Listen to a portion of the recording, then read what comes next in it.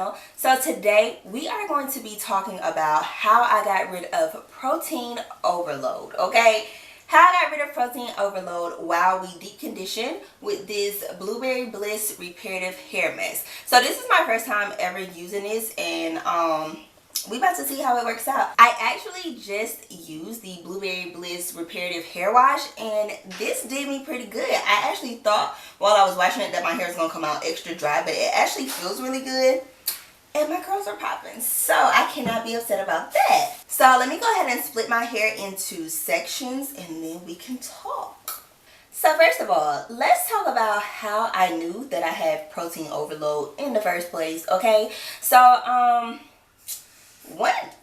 not one day. I'm not gonna say one day because a lot of days. It was like every single time I washed my hair, I saw all this freaking hair shedded, and I'm like, girl, what's wrong? So I'm up here thinking, okay, it must be the color. Like, I had color on my ends at that point, and it wasn't a whole lot of it. I actually had more black hair than colored hair at that point, but I definitely still had color treated hair. With all of that, oh, this feels pretty good. Okay. Interesting. So yeah, my hair was shedding all over the place. I also, it also just felt dry and brittle, like every time even after I was deep conditioning and even after, like, you know, washing, just everything, it just always kind of felt dry and brittle to me. And I'm over here like panicking. So at this point I go and, that was when the Shea Moisture, what was it, the Power Greens line came out, and because I have been looking at YouTube videos and they were like, oh, if your hair is shedding excessively, try doing a tea rinse and this and that. So that Power Greens line had just came out, and then I was like, okay, well, I'm gonna do a tea rinse because that line had a tea rinse with it. So that was perfect. I didn't have to make anything, and yeah, it was just already what I needed. So I was like, well, let's try this. So yeah, I tried the Power Greens line and it did absolutely nothing but dry my hair out. Like, my hair was so dry, and girl, I just thought it was gonna break off even more at that point. So I'm just like, man, what is the problem? What is the problem? And then I started researching a little bit more.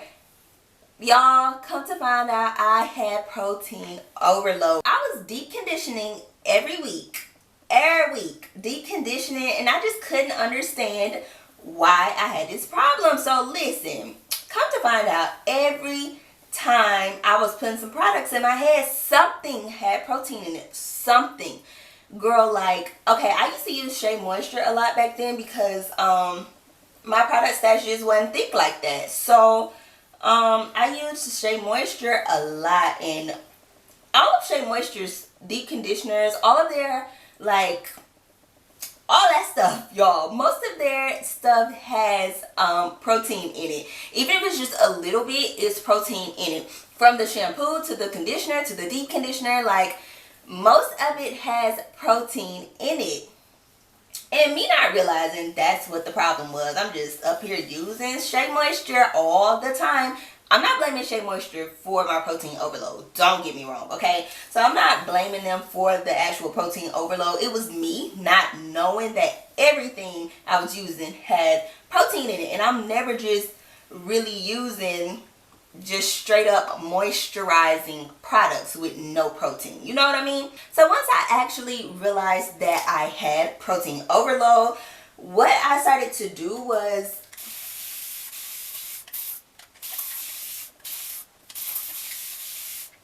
the first thing I did was clean out my product stash. So at that point, I took out every single last product I owned that had protein in it. I mean, from the stylers to the gels, just every single last product I owned with protein in it, I took it out. If I saw the word hydrolyzed protein, if I saw any type of protein in there, what else? Coconut oil, anything with coconut oil, coconut anything. Little did I know, coconut oil was also a protein, or like a strengthening agent or whatever. Didn't know, but I had to do some research, so I had to find that out, sis. So every single thing I saw with protein and coconut oil or anything coconut, anything, I took it all out of my product stash, because I can remember doing a video saying like, I don't know why, but coconut stuff just don't do well on my hair. Coconut is actually a strong protein. Like, I just didn't realize, like, you know, people be like, oh, coconut oil is not the best oil. Coconut oil is not the best oil. It's not. And little did I know, using it every day, baby, you cannot do that. I couldn't figure out why I had all these products with coconut this, coconut that in them. And it was like the bomb for everybody else, but for me, not so much. I am super protein sensitive, and I didn't realize it, and didn't realize that everything I'm putting in my head had protein in it.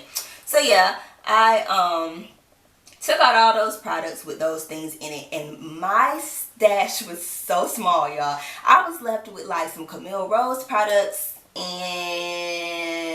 that was really about it. I had some Camille Rose products, I think, and I didn't really have much of anything else. So when you guys were seeing the videos where I was using just mostly Camille Rose products, it was because that was like the only thing I had in my stash with no protein in it. Like, y'all, it took me a minute. I took all those products out. I still kept like deep conditioning every single week. Don't skip the deep condition, sis. You need to deep condition. So I was still deep conditioning every single week, but I was only deep conditioning with moisture based products. Nothing with protein in it, nothing with coconut oil in it. And yeah, and before I knew it, I was bouncing back. I saw my hair coming back to life. I had so much less shedding. Y'all, my curls were popping, like everything was just starting to flow.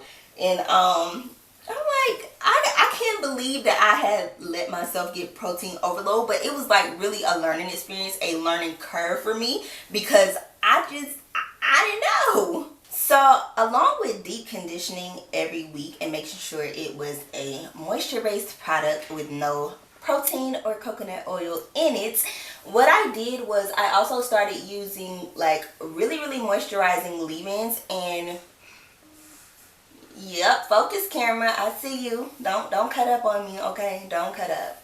Anyway, so yeah, with doing all of that, I started using really moisturizing leave-ins, and I started to realize that leave-ins were way more important than what I thought they were. At first I was just like, leave-in before wash and go type of situation, but that was like more so what I was on. I wasn't really on let's do leave-in conditioner every single time we're about to do something, outside of when I was doing like the LCO method or the LOC method.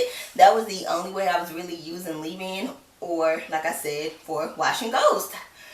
But they actually stood more of a purpose than I thought they did. So they're actually like the base to your style, you know what I'm saying? So after you rinse that deep conditioner out and you like, man, how do you keep moisture in your hair after you rinse this deep conditioner out?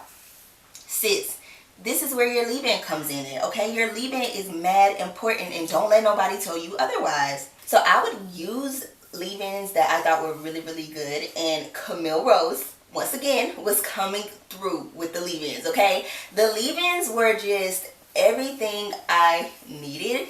I made sure they didn't have any type of silicones, any type of anything, because I really wanted them to penetrate the hair strand, okay? I wanted them to penetrate the strands and all that. And what I would do is put my leave-in on, let it sit for about 15-20 minutes. I preach this in like every single last one of my videos. Every time I'm about to do a wash and go, I'm on here like, okay, y'all, put your cap on for about 15-20 minutes, 10-15, however long it takes your hair to actually soak in this leave-in. Put your cap on for that long, because sis, it's a game changer. I would not lie to you.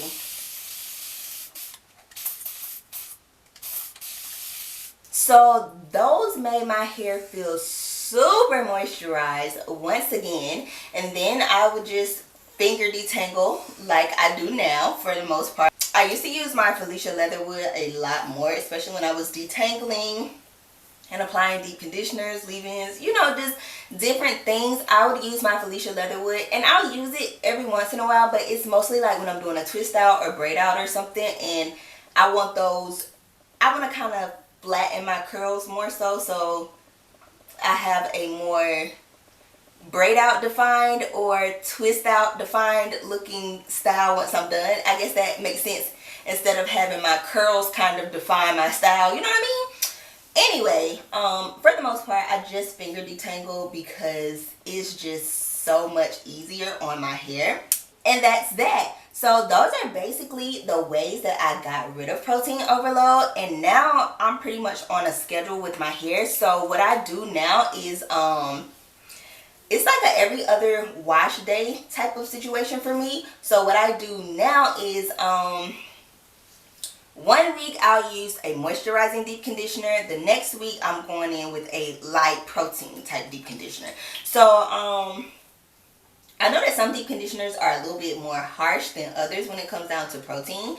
And honestly, this deep conditioner that I'm applying now might be just a little bit more harsh because it has hydrolyzed soy protein in it and it has coconut oil in it, and it's just like, the hydrolyzed soy protein is towards the middle of the ingredient list, and the coconut oil is more so towards the top, which is completely fine with me for now. So what I do is, like, every other week I just switch them up. It's crazy because a couple weeks ago, well, it's probably like a week ago now, I was watching a video when Sheree Del Sol, I think that's how you say her name, she was talking about how she does the exact same thing. I'm like, wow, like, so I was definitely on the right track with what I was doing, because, you know, to see like a bigger YouTuber saying that they're doing the exact same thing, and Sheree focuses on hair, the health of the hair, like the products that work, like, sis be on it, okay? So, I definitely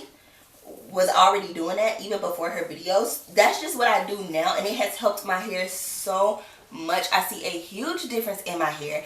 Also, my color isn't struggling. It's not wanting for anything. Like, we have what we need over here, sis. So yeah, you guys, those are all the things that I have been doing. It has definitely been working, and I have noticed a huge difference in my hair. So let me go ahead and recap.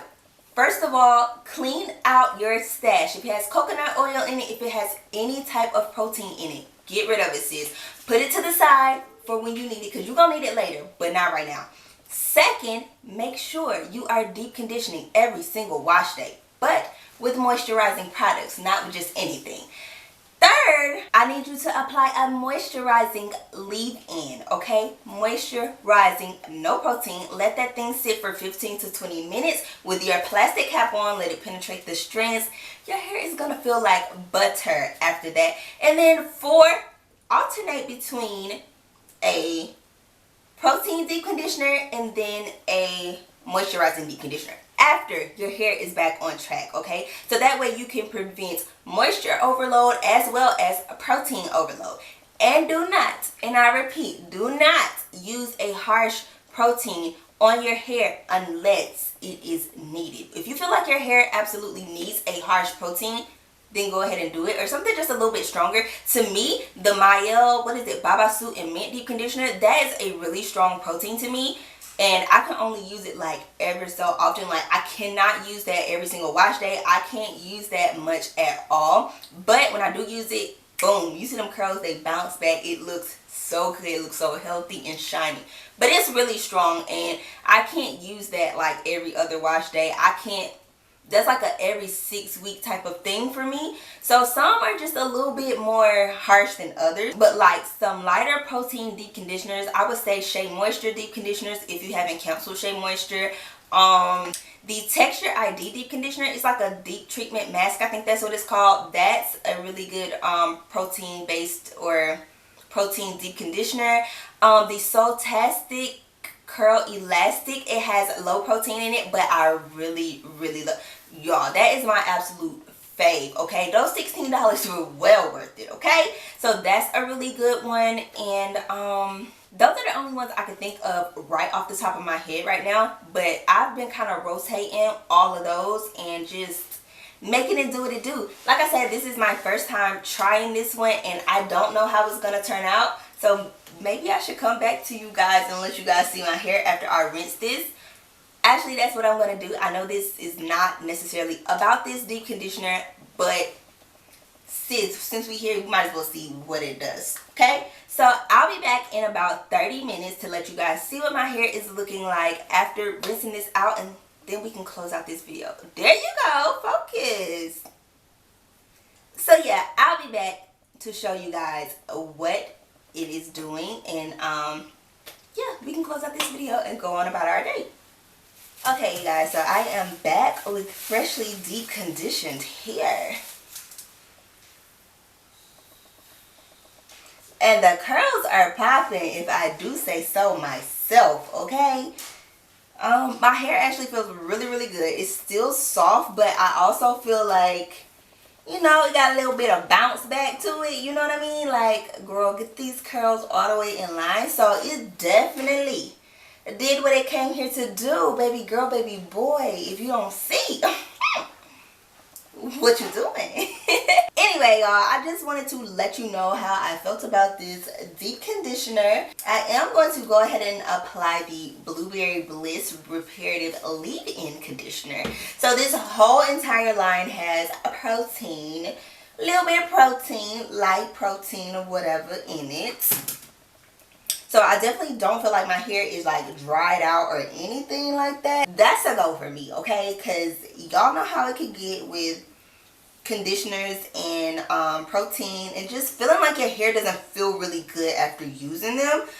But I didn't get that feeling with this. So, like I said, it's a go. So I really do hope you guys enjoyed this video. If you did, don't forget to give it a thumbs up, and I will see you guys in my next one.